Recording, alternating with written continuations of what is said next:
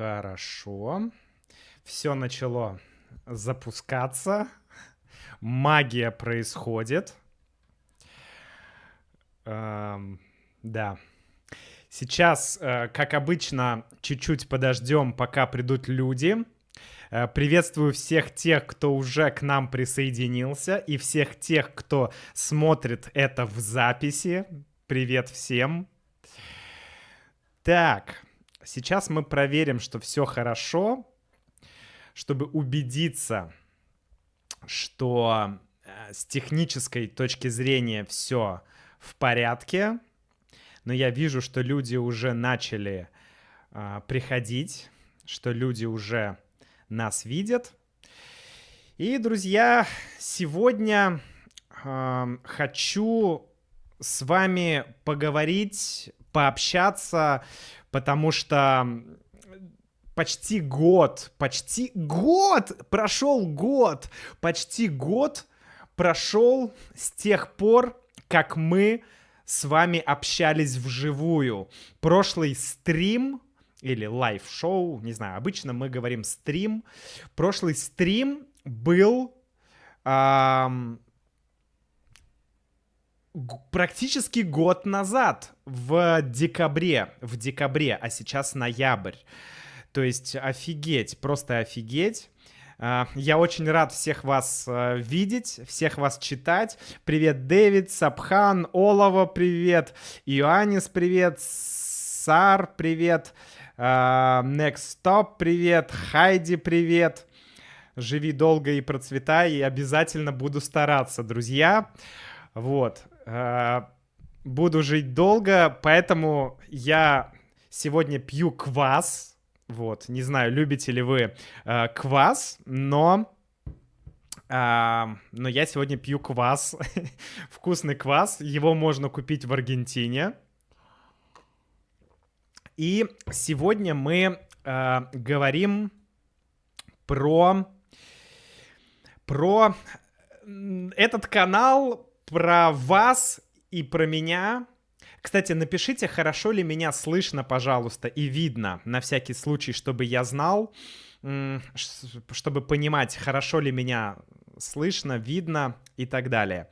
Вот, сегодня будем говорить про вас, про меня, про то, что 100 тысяч подписчиков на этом канале — это некая веха, да, веха. Хорошее слово, напишу его в чат. Веха — это что-то типа этапа, что-то типа какого-то следующего уровня в жизни, да, такая веха, то есть что-то значимое, ну, какой-то этап, да, как stage, или даже эра, можно сказать слово эра или веха, новая эра развития канала, новая веха развития канала.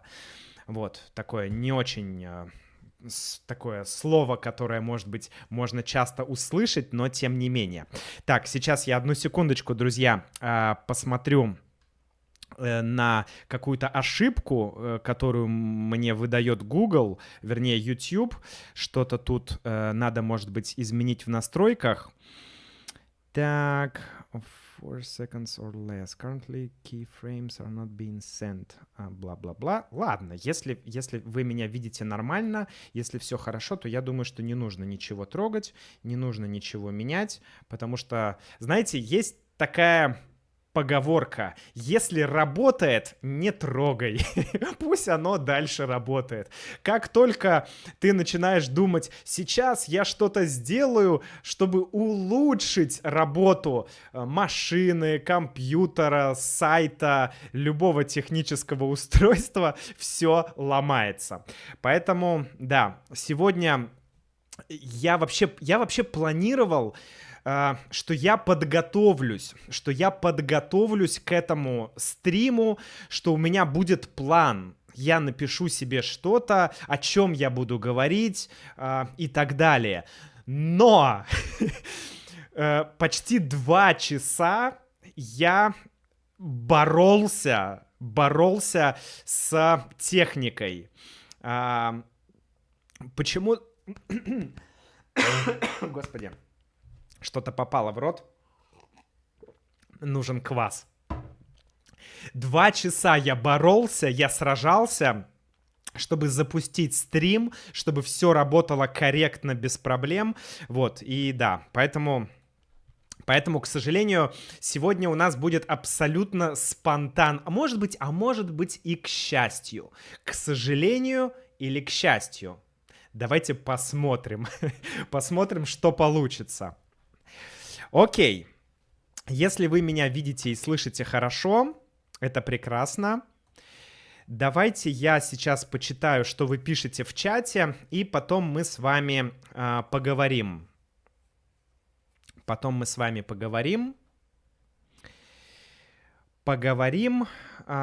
Я вам позадаю вопросы, расскажу про свою жизнь, вы мне расскажете про свою жизнь.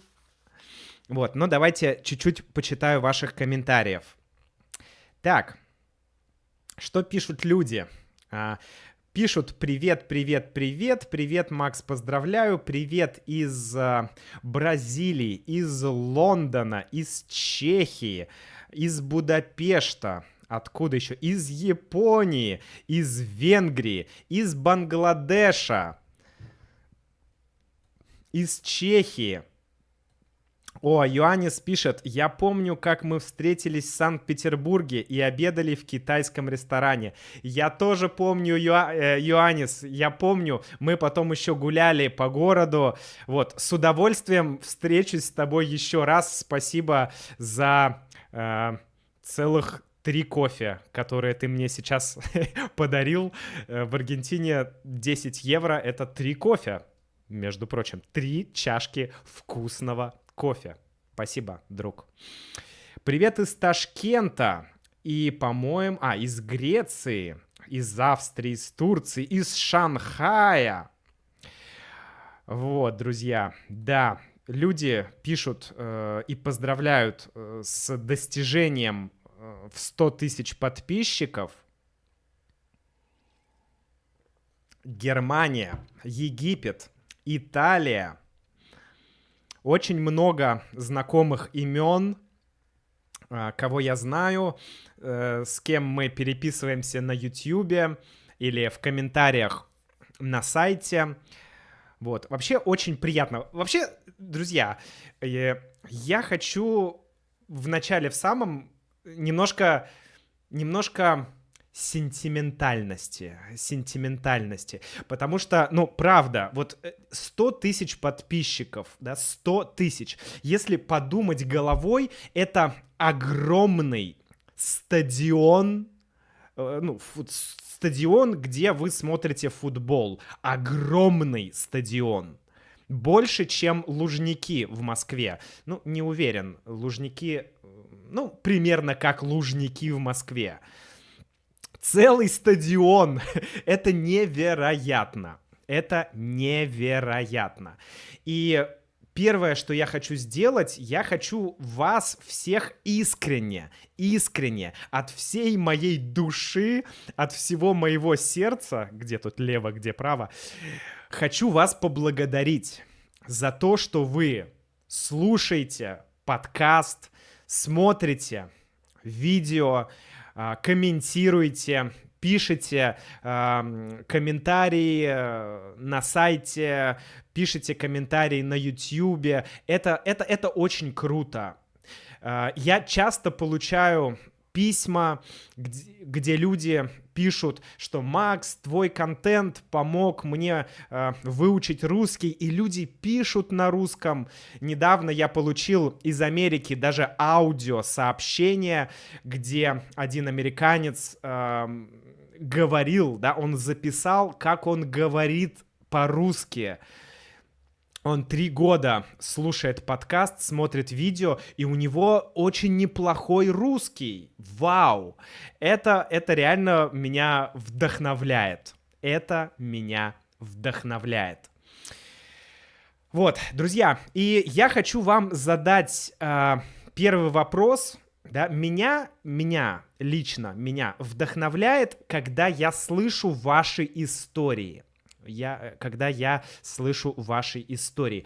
Скажите, а что вдохновляет вас делать вашу работу? Давайте я напишу этот вопрос в чат, чтобы вы увидели, что вас вдохновляет делать вашу работу. Что вас вдохновляет, что мотивирует, да, мотивирует, что вас заряжает, то есть дает энергию, что вас заряжает на то, чтобы делать свою работу, то, что вы делаете. Откуда вы получаете энергию? Пожалуйста, скажите мне. Напишите в чат, я с удовольствием прочитаю. Вот, и, конечно, ну, у меня есть небольшая задержка, я вижу все, что вы пишете чуть позже, чем вы написали, да, поэтому сейчас я увижу ваши сообщения и прочитаю, потому что мне очень интересно, ну, вообще, что может людей заряжать, что может им давать энергию. Мне кажется, это достаточно интересно. Потому что, ну, расскажу про себя. Я не всегда занимался тем, что меня вдохновляет и заряжает. Да и даже этот проект, то, что я делаю сейчас, иногда сложно пойти снять видео или записать подкаст. Нет идей. Иногда ты думаешь, это никому не нужно, зачем я это делаю, вообще очень сложно и так далее. Но когда я получаю от вас обратную связь, да, фидбэк, то в этот момент я начинаю понимать, зачем я все это делаю. Вот. Анита пишет, что похоже, как и у тебя, потому что преподаватель, да, наверное, похоже, что как и у тебя. Анита тоже преподаватель, да? Анита, я правильно тебя понял? Ты тоже преподаватель, и поэтому у тебя похожая ситуация. Это очень-очень хорошо. Так, айтишник. Моя работа — это мое хобби. Мое хобби — это работа, пишет TCW. Класс, когда хобби — это работа, а работа — это хобби. Но хобби это... Но получается, интересно. Наверное, это хорошо, когда хобби и работа соединились, но... А есть ли у тебя еще какое-то хобби, которому ты уделяешь время? Потому что если работа и хобби, то получается сложно отделить работу от неработы. Есть ли у тебя еще что-то, что ты любишь делать? Скажи, пожалуйста. Так, Next Stop пишет: ощущение того, что твоя работа имеет смысл и приносит что-то созидательное в этот мир. Да, вот, собственно, Next Stop — это Юля. Так что, да. Юля пишет, что... Юля — это моя жена, конечно. Она пишет, что ее тоже мотивирует ощущение, что твоя работа имеет смысл. То есть это важно — знать, что твоя работа имеет смысл. Я согласен. Так. Спасибо, Макс, за то, что... ты делаешь, что учишь нас русскому, пишет Остин. Ивона, привет из Аргентины. Да, Анита пишет: я люблю студентов. Отлично, Анита, спасибо, что ответила. Я до сих пор хожу в школу, и, наверное, мне больше всего нравится физика, так как мне нравится узнавать, как устроен наш мир. Круто, круто.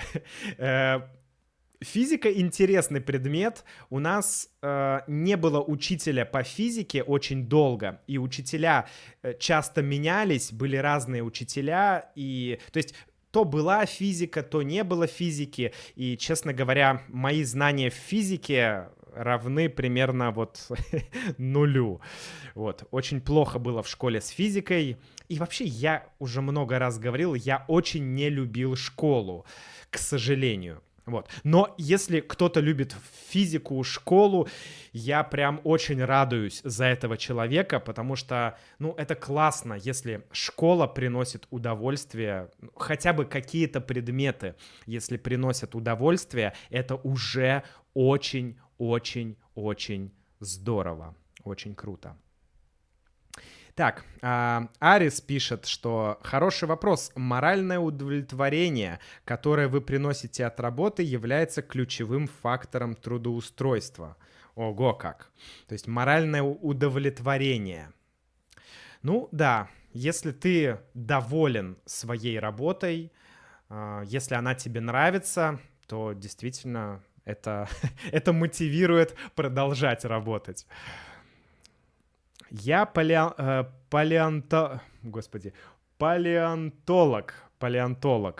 Моя страсть — это моя работа. Я люблю открывать что-то новое. Вау, палеонтология — это, ну, это интересно. Мне кажется, что это интересно. Так, но слово, которое сложно произнести, палеонтология, да, палеонтология. Палеонтология. Нормально. Окей. Амин из Ирана больше 2 лет смотрит видео. Классно. О, Даша пишет из Russian with Dasha. Привет, привет, Даша, привет. Как там в Петербурге? Как дела в Петербурге? Расскажи мне. Не знаю, могу ли я показать, как у нас выглядит Буэнос-Айрес? Наверное, я могу попробовать. Если я... Либо я все сломаю... Ой! Погодите. Идиот. Все сломал. Так. Так, сейчас проверим. Сейчас проверим, все заработало или нет. Так, проверка. Друзья, 1 минутку, пожалуйста. 1 минутку. Посмотрим, работает все или нет. Ну, хорошо, если звук работает. Надеюсь, сейчас и видео тоже будет работать. Сейчас я возобновить видео. Друзья, скажите, пожалуйста... Да, Даша, видишь, я так сильно хотел показать тебе прекрасную солнечную погоду, которую я вижу, прекрасную солнечную улицу, которую я вижу из-за окна, что я выключил камеру. Но ничего, я считаю, что... Ладно, наверное, я лучше не буду трогать ничего, а то я опять что-то сломаю. Хорошо. Окей, но... Да, ладно, не буду показывать, но в Буэнос-Айресе, как всегда, солнечно и тепло. Хорошо, давайте почитаю еще ваши комментарии, что вас вдохновляет. Вопрос был, что вас вдохновляет и что вас мотивирует, друзья. Так, я кладовщик. Моя работа не очень интересна, но тем временем иногда я могу носить наушники и слушать твои подкасты и изучать китайский. Фабио, это очень круто. Я помню, что у меня тоже были такие работы, когда я не очень любил то, что я делаю, да, но это позволяло мне что-то слушать, что-то читать, узнавать что-то новое, и это было классно. Это было классно. Мне кажется, что если твоя работа позволяет тебе заниматься чем-то интересным на работе, то это здорово.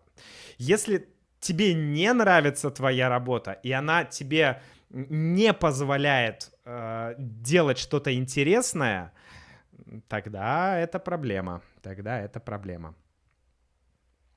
Фаральд пишет, что классный стрим, ты единственный, кого я немного понимаю. Я рад. Я стараюсь сделать так, чтобы меня люди понимали. Окей. Я работаю, чтобы у моей семьи было все, что они хотят. Роберт, да, мотивация — это для своей семьи дать лучшее, да? Дать лучшее своей семье — это тоже мотивация, Почему нет? Даша работает, чтобы кормить своих котов. Ну, слушай, чтобы кормить котов, не надо работать много, правильно? Поэтому, да. Так. Ля-ля-ля-ля. Спасибо, Салам. Для меня это порох изучать языки. И русский вызов. Порох. Порох в смысле что-то такое вдохновляющее, да, зажигающее, как порох, да. Ну, интересно. Так.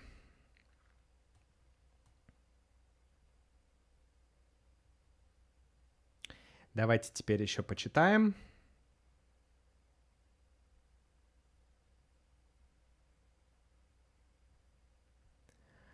Так, люди поздравляют. Спасибо всем. Так, из Канады привет нам передают. Пишут, можно ли соединить Дашу, пожалуйста. Я, кстати, был бы вообще рад. Я был бы рад, если можно было бы сейчас присоединить Дашу, но, честно говоря, я уже несколько раз все сломал, и я боюсь, что я просто сломаю снова, если попытаюсь присоединить Дашу. Ну и как минимум нужно согласие Даши на это. Но, кстати, сделать онлайн-стрим с, например, Дашей. Вообще мы с Дашей еще полгода назад хотели что-то записать, что-то сделать, но иногда я плохой человек, потому что я просто закапываюсь в делах, всяких дел, того всего так много, и ты просто вот закрываешься от всех, и все. У меня такое бывает, друзья. Когда я чувствую, что я как-то перегружен там работой, делами какими-то в жизни, я, бывает, просто закрываюсь, как моллюск, да, моллюск, который в свою раковину забирается, да, моллюск. Давайте я напишу это слово. Это морское животное, которое живет в море с такой раковиной, да, как улитка. Ты забираешься в раковину, и все. Вот. Эдгар пишет, у тебя разговорный клуб, думал об этом. Я боюсь, что на данном этапе жизни я не могу делать что-то еще, кроме того, что я делаю. Я пытался, и я пытаюсь до сих пор, но пока, чтобы что-то добавить в жизнь, нужно что-то убрать. Пока я не вижу, что можно убрать. Так.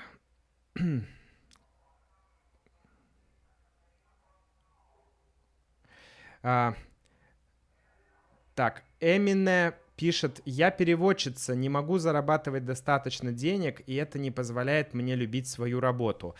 Ну, да, к сожалению, если ты не можешь заработать достаточное количество денег, то даже если ты очень любишь свою работу, не всегда есть возможность продолжать ее делать, потому что, мы живем в реальном мире, нужно платить за квартиру, покупать еду и так далее. К сожалению, да. Нужно искать какие-то варианты, какие-то другие опции.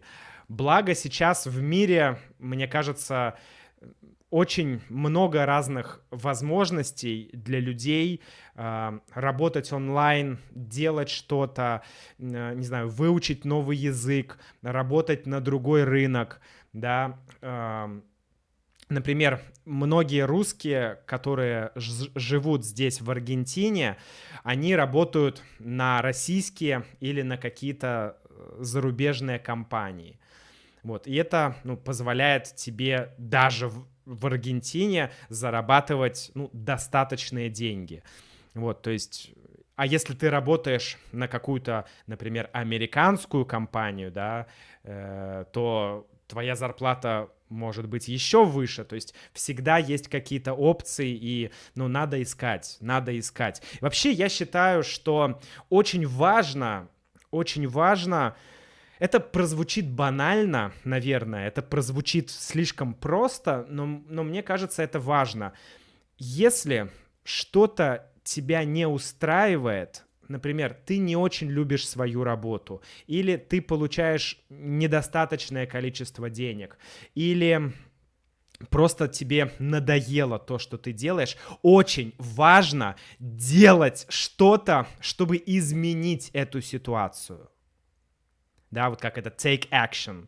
То есть принимать, нет, мы так не говорим, делать что-то, предпринимать какие-то шаги,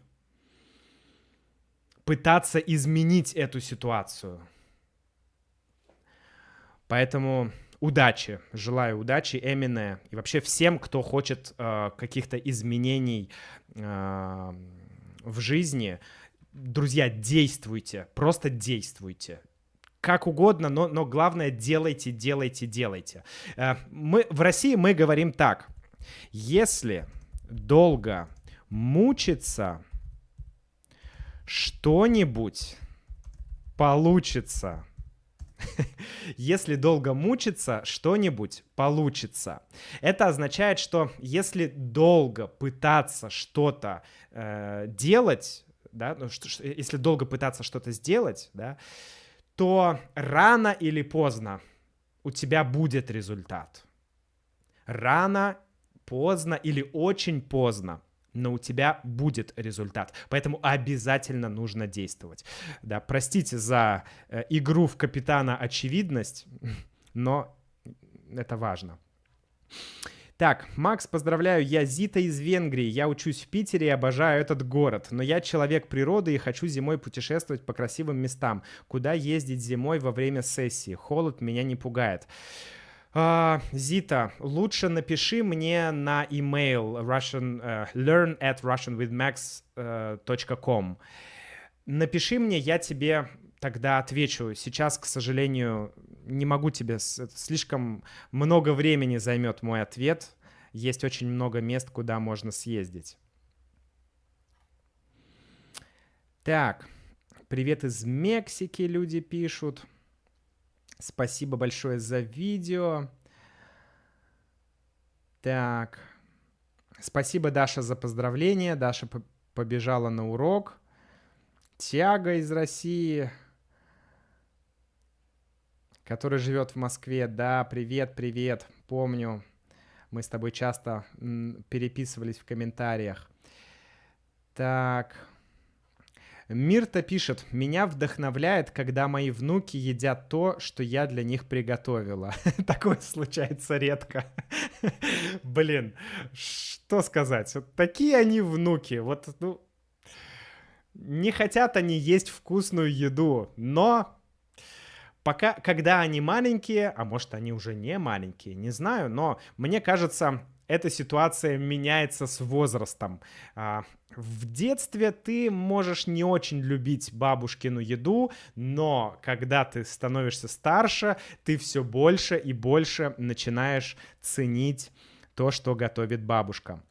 Привет из Германии, Берлин. Мир за вас всех и за весь мир. О, как хорошо сказано. Мир за вас. Мир за вас. Наверное, имеется в виду мир для вас всех и для всего мира. Да. Да. Но это частая ошибка путать «за» и «для». Да. Макс, спасибо за видео, но мир для всех. Да, мир для всех. или мир всем. Спасибо большое. Danke schön.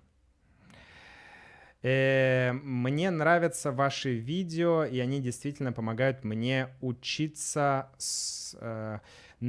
слушать этот, учиться понимать этот прекрасный язык. Тиаго, так будет лучше.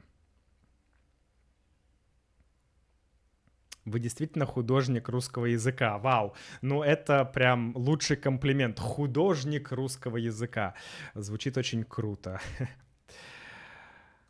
Легендарный канал для тех, кто изучает русский язык. О, спасибо, друзья. Очень мило. Очень мило.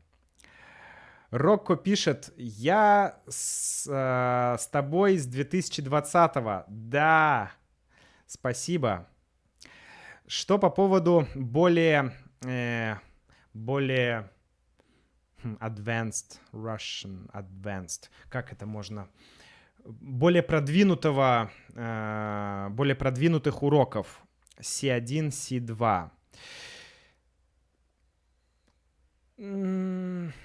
Есть такие мысли, но опять же, как я и говорил в начале, пока я могу делать только то, что я делаю, пока у меня не получается делать что-то еще.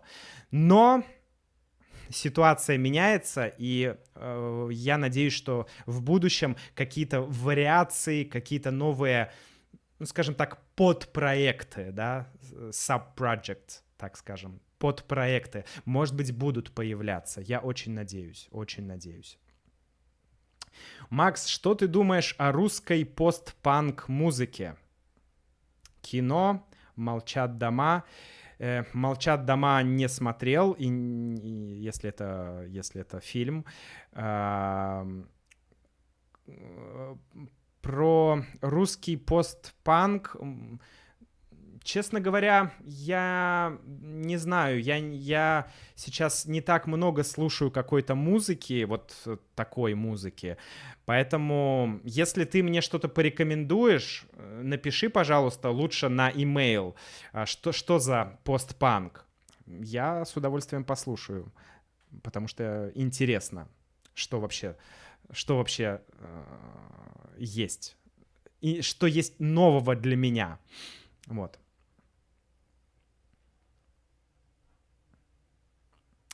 Так, Йосиф пишет, Hi Max, I speak 9 languages and I want to learn Russian, but the problem is in Russian grammar. How do I solve this problem? I know the meaning of most of the words you say in Russian. Йосиф, есть очень много способов, ну, я не могу, к сожалению, советовать. Есть люди, кто вообще не учат грамматику. Есть люди, кто занимаются с учителем. Самый простой вариант — найти учителя. Либо найти какую-то книгу по грамматике и медленно, потихоньку идти вперед. Ну, не знаю. Тут слишком много опций, я не знаю, какая подойдет тебе.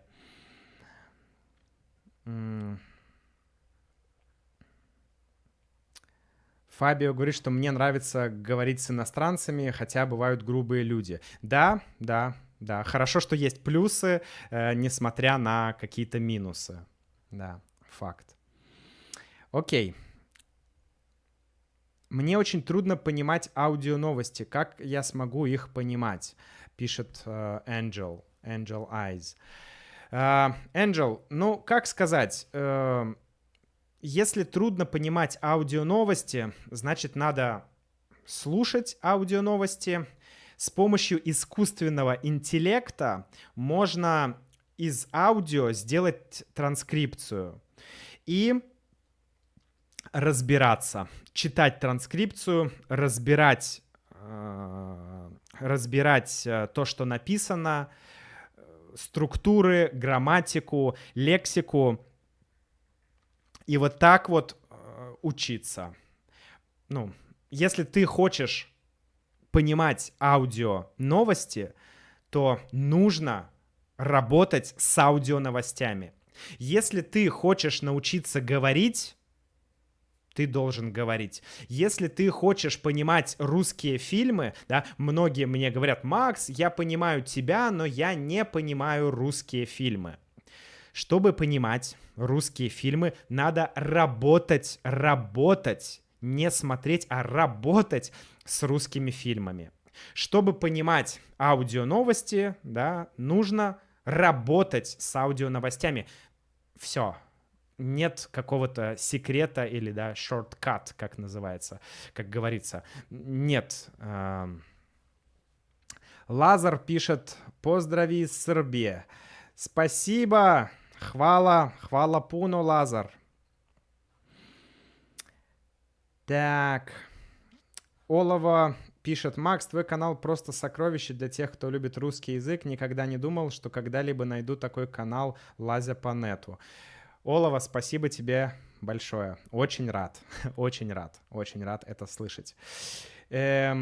Друзья, я хочу вам, я сейчас продолжу читать ваши комментарии, но я сначала хочу вас спросить, хочу вам задать один вопрос. Я сейчас рассказывал про искусственный интеллект, да, давайте я напишу ИИ, ну, вы, наверное, знаете, но все равно. Искусственный интеллект. Вот. Искусственный интеллект. Ой, сейчас, секундочку. Вот. Это то, что называется artificial intelligence, искусственный интеллект, да. Я сейчас рассказывал, что есть искусственный интеллект, ну, например, банально ChatGPT, да, даже ChatGPT уже обладает огромным функционалом для изучения иностранного языка. Из аудио сделать транскрипцию. Есть другие нейросети, да, нейросети или нейронные сети, как мы говорим по-русски, я думаю, это понятно. Есть другие нейросети, которые, наоборот, из текста сделают аудио. Чат-бот может с тобой разговаривать на иностранном языке. Короче, применение искусственного интеллекта для изучения иностранного языка огромно. Очень большие возможности дает искусственный интеллект. Вопрос к вам. Вы используете искусственный интеллект при изучении русского? Вот вы изучаете русский, вы используете... не при изучении русского, а для изучения русского. Вы используете искусственный интеллект для изучения русского. Вы используете, не знаю, иногда... редко, часто, не знаю, очень часто. Напишите, пожалуйста, используете ли вы ИИ при изучении, ну, лучше сказать для, на самом деле, для изучения или для изучения русского. Давайте так. Так, хорошо, пока вы пишете ответы, я еще прочитаю комментарии и выпью немного квасу.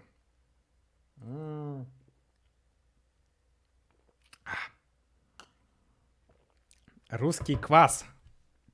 Вот такой напиток. Так.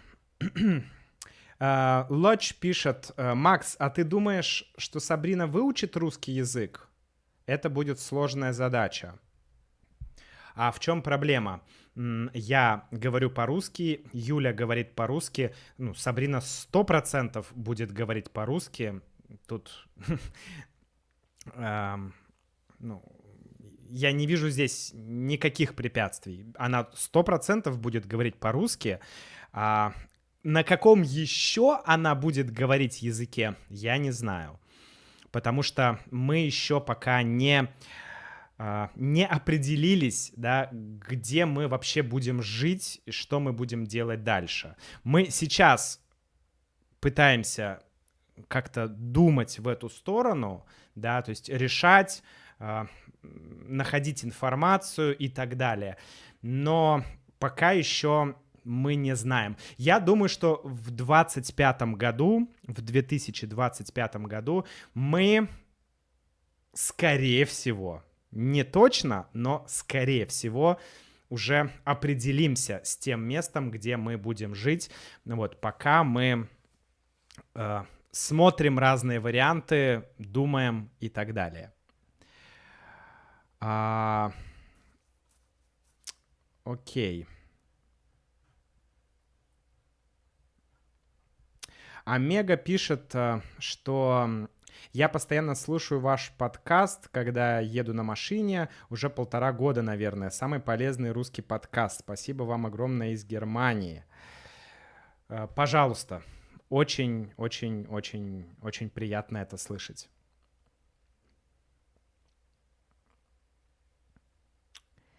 Так, Дилан пишет, что я переведу с английского сразу на русский. Макс, я изучаю русский 11 месяцев, и грамматика просто сумасшедшая. Я пытаюсь учить так много новых слов, как можно, как могу, однако это все еще сложно. У тебя есть какие-то рекомендации? Рекомендации для изучения лексики или для изучения грамматики? Если для изучения лексики, то, как вот это, exposure to the language, да, что называется.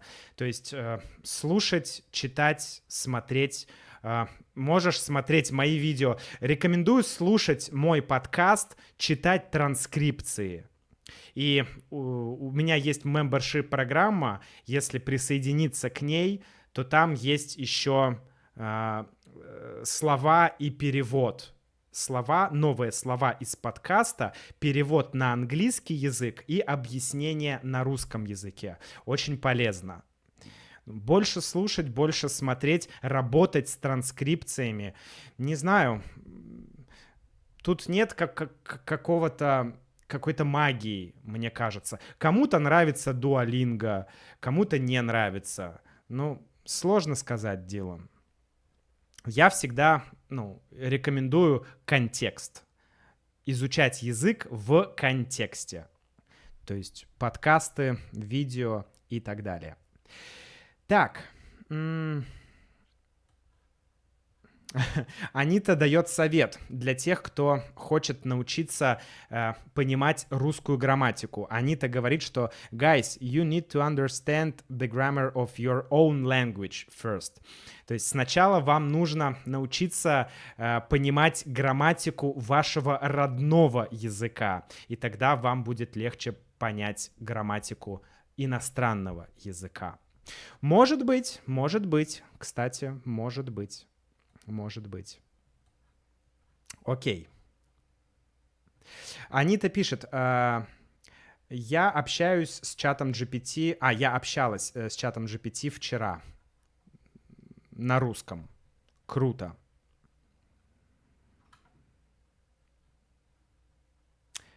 Мирта пишет никогда. Сар Хасан пишет, или Сахар Хасан пишет, да, я использую иногда, никогда. Я часто использую ИИ как словарь или переводчик. 100%, друзья, искусственный интеллект — это лучший словарь, лучший переводчик. Знаете, иногда бывает, вам сложно понять, нужно сказать «тоже» или «так же», например, да? И вы можете спросить у искусственного интеллекта, в чем разница между «тоже» и «так же». Вот. Или «снова» и «опять». В чем разница? И чаще всего искусственный интеллект ответит гораздо лучше, чем просто русский человек, непрофессиональный учитель. Совсем нет. Зачем вообще изучать новый язык, если сильно веришь, что ИИ все проблемы решает? ИИ не решает проблемы. Как минимум, ИИ пока не позволяет тебе общаться. Но ИИ — это инструмент для изучения языка. Ну, по моему мнению. Я очень часто использую ИИ в работе при изучении языка, и, ну, это инструмент, к которому просто нет равных, нет альтернатив во многих аспектах. Часто, практически каждый день использую его для изучения. Классно. Часто ведь говорит, часто ведь говорит он, в чем разница между разными глаголами или какими-то словами. Да, Сабхан, именно так, именно так. Я использую программу Link, которая использует искусственный интеллект для расшифровки видео с YouTube и выделения новых и изученных слов. Да, Link супер. Я, друзья, читаю все ваши сообщения, но я не каждое буду комментировать, хорошо? Я читаю, например, «Greetings, Max», and to all from Pennsylvania, USA. Спасибо, тебе тоже большой привет из Аргентины, провинция, ну, вообще это не провинция, это город федерального значения, Буэнос-Айрес. Да, я не буду читать каждое сообщение, да, но я читаю все, что вы пишете, друзья. Угу. Так, я использую для специфичных вопросов улучшать, полировать предложения, да, to polish, полировать на русском языке я напишу полировать. И мы можем даже говорить, ну, мы так, наверное, не часто говорим, но мы можем так сказать, да, чтобы полировать предложение. Да, можно так сказать. Так, про икон пишет. И редко, мне не нравится говорить с алгоритмом, только переводчик использую много. Ну, не обязательно разговаривать с ИИ, но можно просто, чтобы он отвечал на вопросы. В чем разница? В чем разница между двумя глаголами, двумя словами? Как перевести слово и так далее.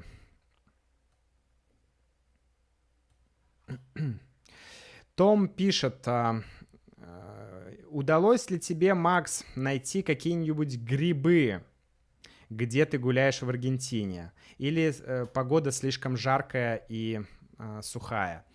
Ну, есть грибы в Андах. В Андах есть грибы, но я знаю, что люди там собирают грибы, но я лично не собирал. Я не был там.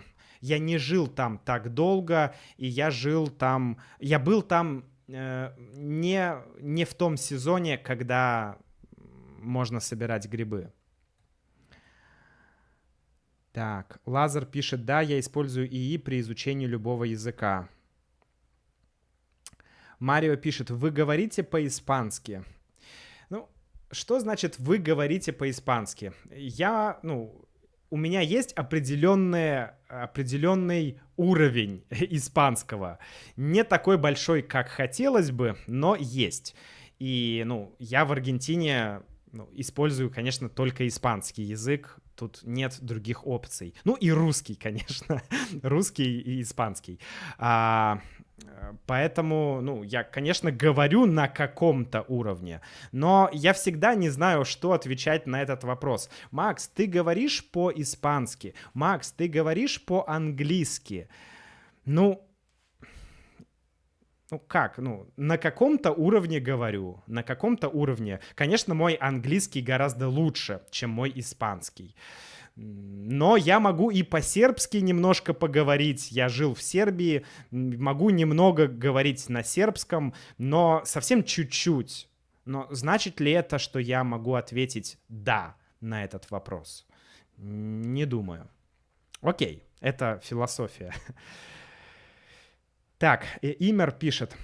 Я спрашиваю чат GPT, почему в определенных предложениях используется какой падеж, ведь в немецком языке иногда используются и другие падежи. Да, да, да, именно так. Именно так. Это лимоны на подножке. Это не подножка, это столик. Столик. Это апельсины. Нет, это мандарины. Это мандарины. Мандарины и квас.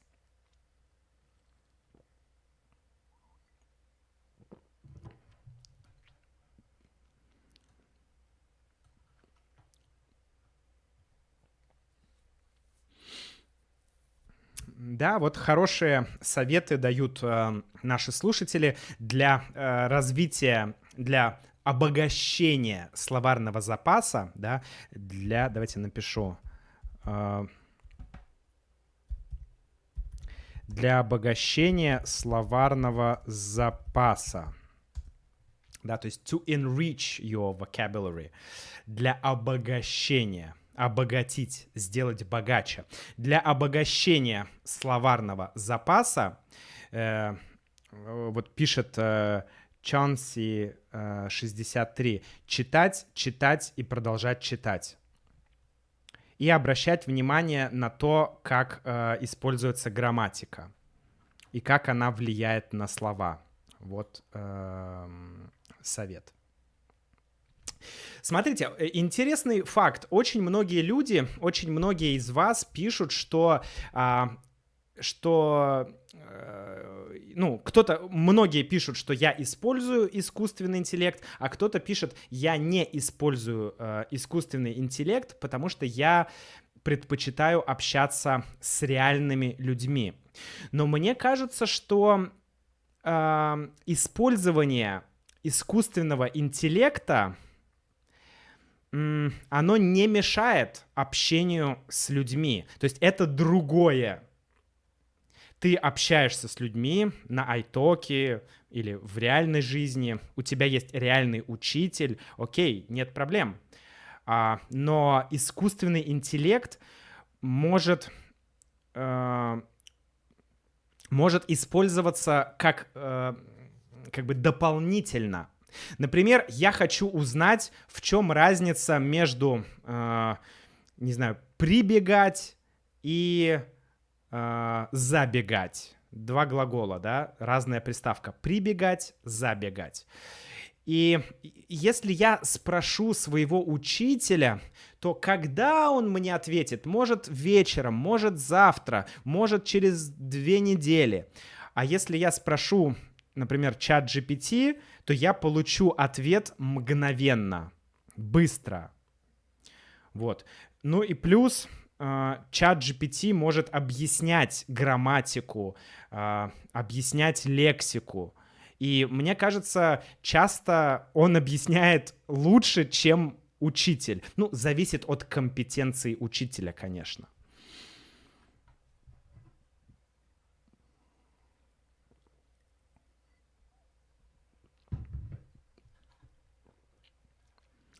Так. Мартин пишет. How do I make friends in Moscow with knowing only little basic Russian? Thank you. Мартин, у меня был подкаст. Об этом. Я сейчас скину тебе ссылку. Ну, правда, тебе будет, наверное, сложно понять подкаст, если у тебя basic Russian. Но ты можешь попробовать понять, ты можешь почитать транскрипцию. По крайней мере, я говорил в этом подкасте о том. Так, погодите, сейчас я... Так, почему-то я не вижу всех подкастов. Сейчас нужно найти нужный подкаст. Он был не так давно. Вот. Как найти друзей или партнеров в России? Подкаст номер 293. Мартин Ви, это вот для тебя ссылка на подкаст, на выпуск подкаста, где я говорил об этом. И там, кстати, почитай комментарии. В комментариях на сайте есть тоже полезная информация от других людей. Так. Кристина пишет, ты купил квас в Аргентине? Да, Кристина. Этот квас я купил в Аргентине. В Аргентине, но это квас не аргентинский. Поэтому да, пью фактически русский квас, купленный в Аргентине. Так.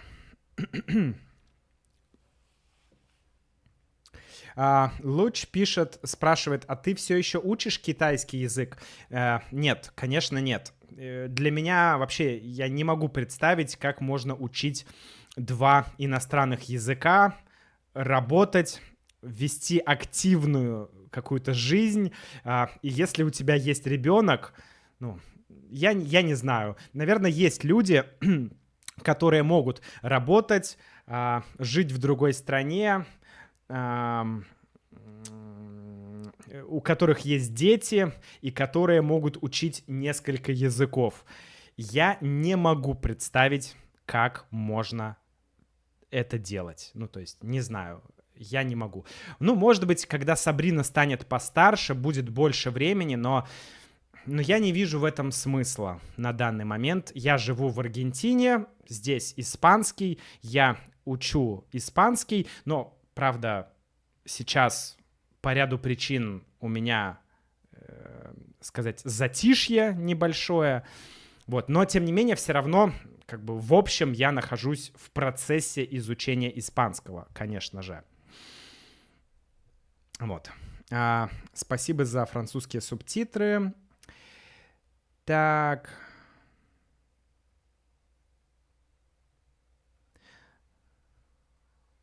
Привет, Макс, пишет американский кочевник. Привет, привет, Марк.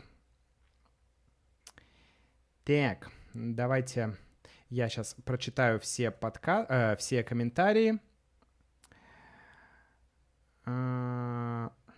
Вместо использования ИИ мне нравится находить примеры слов в контексте в текстах на Татоиба или другие открытые источники. Ну, окей,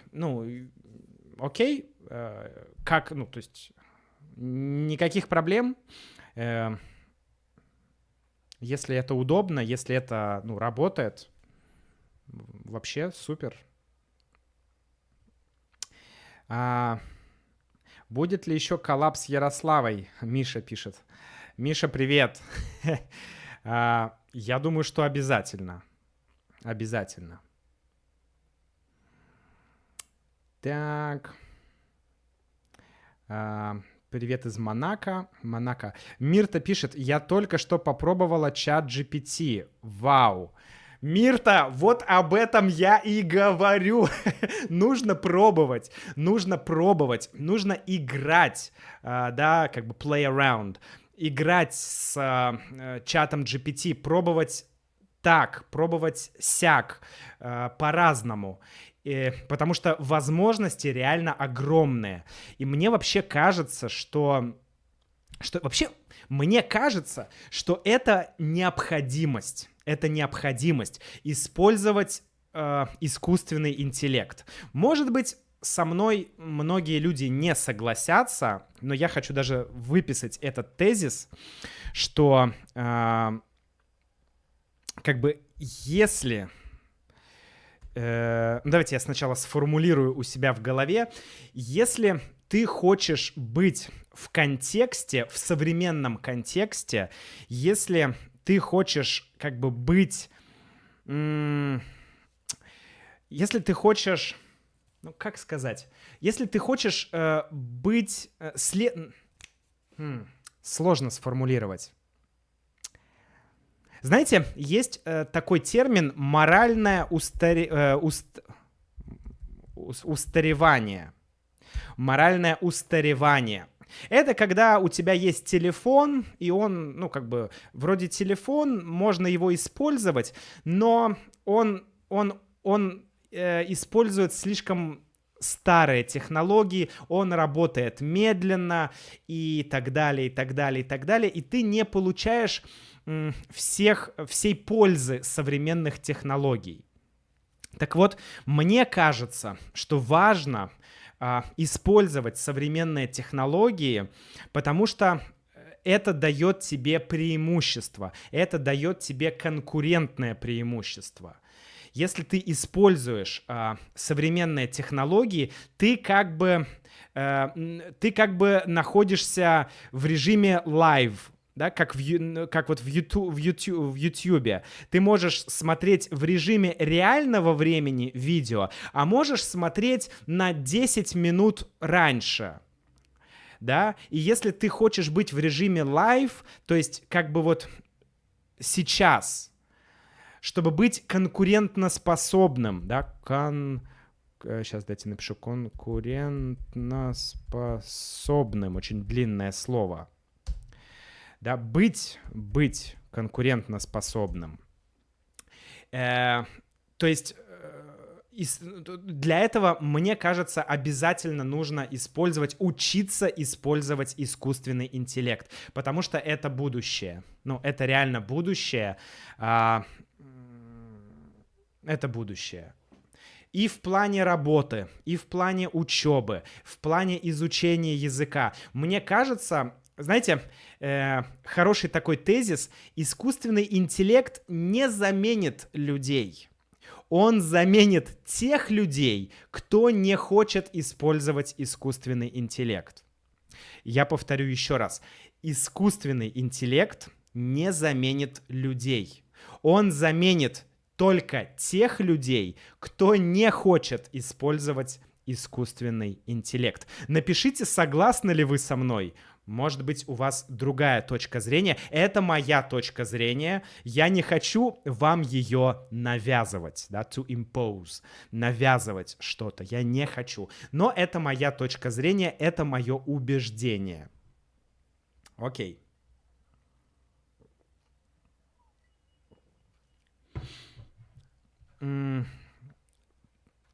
Макс, считаешь, что будет легче переехать в другую страну, если знаешь язык?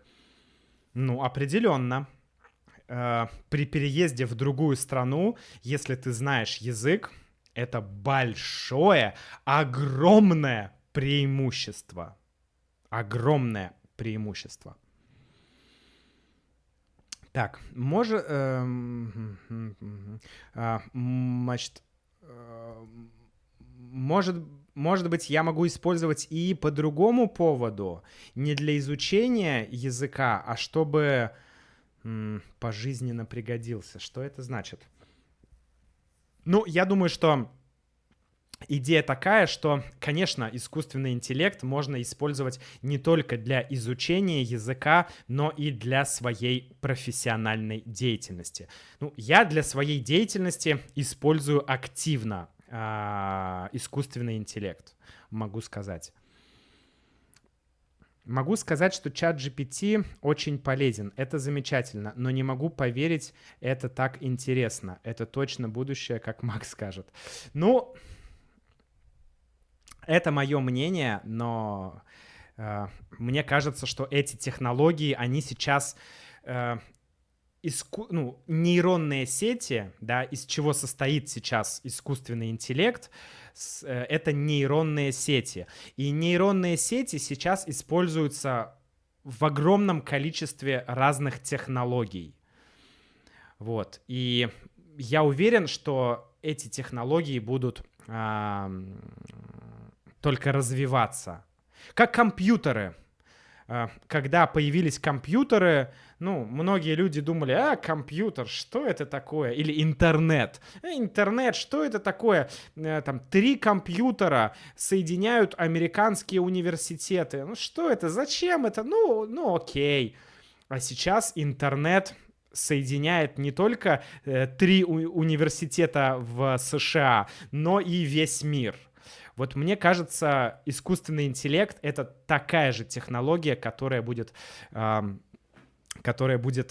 просто развиваться. Окей, друзья, как будто у вас может сложиться впечатление, что да-да-да-да, в своей второй жизни Макс становится пиар-менеджером в компаниях, занимающихся искусственным интеллектом. Да, друзья, окей, это правда мое мнение, это просто тема, которой я интересуюсь, которую я пытаюсь понять, которую я пытаюсь осознать. Да, это немножко другое, понять и осознать. Осознать — это более глубокая вещь.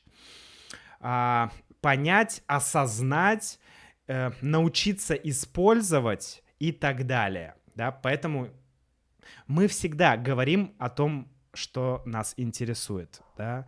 Поэтому неудивительно, что сегодня у меня нет плана, поэтому я просто говорю о том, что меня интересует. Извините. Окей. Так, ну что, давайте тогда почитаем еще комментарии, что люди пишут. Я говорю на 4 языках, и мне 15 лет.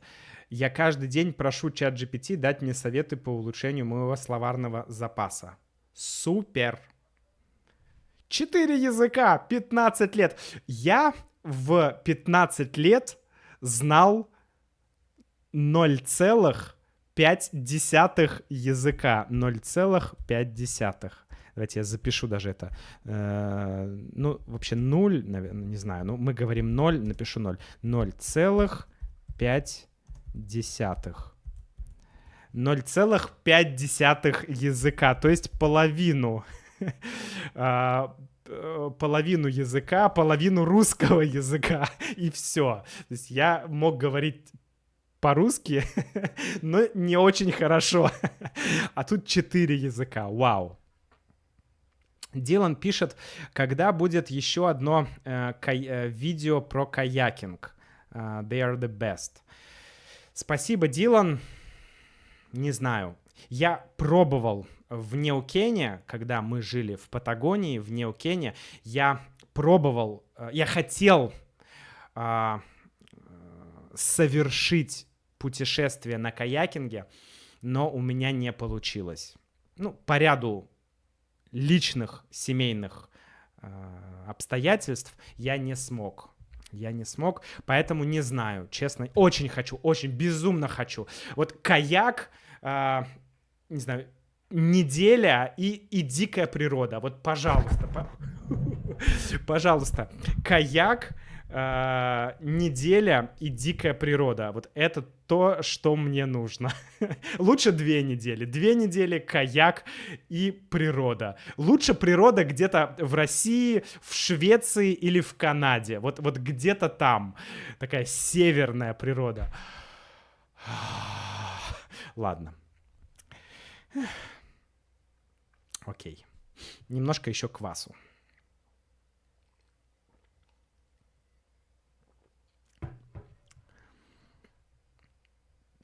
Какая разница между школьного русского и уличного русского, настоящего русского? Примеры. Ну, вот это все можно спросить у чата GPT. На самом деле чат GPT прекрасно ответит на такой вопрос. Правда, лучше уточнить. Я не очень понял этот вопрос. Уличный русский и школьный. Школьный — это какой? В школе? Или это в школе русского языка? Какая школа имеется в виду? Потому что в России, когда мы говорим просто школа, мы имеем в виду там high school, middle school и так далее. Здесь имеется в виду языковая школа или что? Book Club будет когда-нибудь. Я очень надеюсь, что когда-нибудь. В ближайшее время, скорее всего, нет. Окей, друзья. Что ж, мы уже онлайн, наверное, не знаю, уже больше часа. Я думаю, что нужно заканчивать. У меня для вас есть хорошие новости. Мы с вами скоро увидимся. Сейчас ноябрь, и в декабре, ближе к Новому году, наверное, между католическим Рождеством и Новым годом будет еще один стрим. Такой традиционный новогодний стрим. Будут подарки от меня вам. Будут еще какие-то... будут интересные разговоры. Мы с вами еще раз встретимся, пообщаемся. Очень надеюсь, что ничего не помешает мне это сделать. И перед Новым годом у нас будет новогодний стрим. Вот.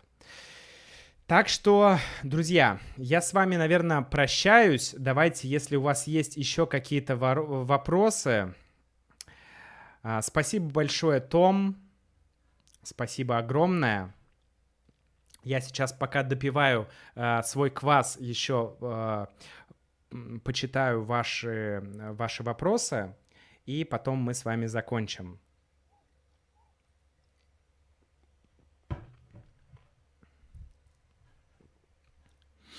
Школьного русского. То, что изучают в школе с учителями. Но это не школьный русский, это, не знаю.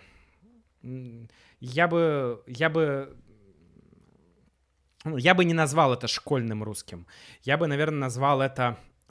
В чем разница между русским языком, который мы изучаем на языковых курсах, и реальным языком?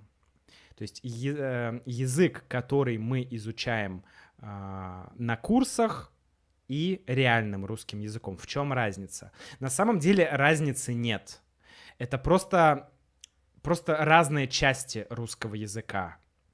Реальный язык — это больше сленга, больше каких-то разговорных выражений, больше культурного кода. А язык, который ты изучаешь на курсах, по понятным причинам, он более формальный. Это естественно, это нормально, это всегда так работает. Но если ты знаешь формальный язык, ты можешь изучать реальный язык. Но если ты не знаешь формального языка, тебе будет очень сложно изучать реальный язык. Вот такие вот дела. Так же или тоже, я не понимаю никогда, пишет Фиона. Фиона, спроси у чата GPT, он тебе подробно ответит. Правда, правда. Мирта спрашивает, где семья. Семья гуляет на улице, они поехали по делам, вот, потому что, к сожалению, с Сабриной сейчас сложно делать стрим, потому что Сабрина бы уже давно выпила мой квас, сломала мою камеру, скинула бы на пол ноутбук, и вообще был бы вот такой вот беспорядок. Окей, друзья, спасибо большое.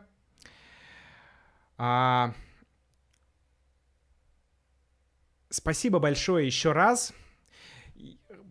Вот честно, искреннее спасибо, что 7 лет этому проекту, друзья, 7 лет, это кошмар, 7 лет. Я никогда не делал ничего так долго.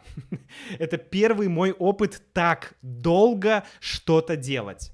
Но я реально счастлив, что я могу заниматься этим проектом, что мой контент помогает людям, и я хочу вас всех поблагодарить, что вы смотрите видео, слушаете подкаст, пишите комментарии, пишите письма. Спасибо вам большое. И до встречи через 1,5 месяца. Через 1,5 месяца увидимся на новогоднем стриме. Все, чао, какао, пока, auf Wiedersehen, до встречи, всего доброго и всего вам наилучшего. Пока.